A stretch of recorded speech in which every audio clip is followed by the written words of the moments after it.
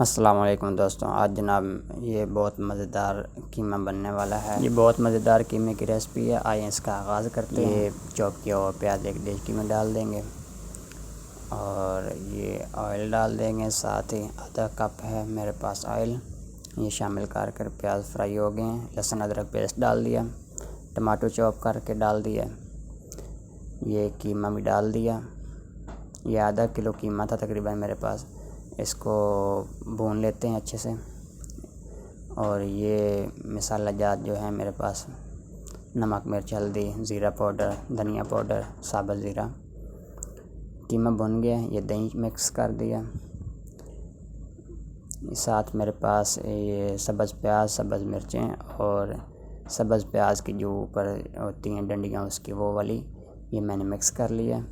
साथ ही इस तरह के गोल गोल मैंने टमाटर काट के रखे हुए थे, ये ऊपर डाल देते हैं दम पे। और ये कुछ प्याज के रिंग डालते हैं और कुछ ये लंबी लंबी कटी हुई अदरक मेरे पास थी, वो मैंने डाल दी। ये आधा नींबू मेरे पास पड़ा हुआ था, ये भी ऊपर निचोड़ देते हैं। ये डिश आउट हो गया। 10 मिनट दम के बाद डिश आउट किया है मैंने। ये ऊपर कुछ प्याज और अदरक, टमाटर, जो प्याज था वो मैंने गार्निश कर दिया। ये चाट मसाला ऊपर छिड़क देंगे। मसनून तरीके नान के साथ खाएं। अल्लाह हामी व नस्र। अल्लाह हाफ़िज़।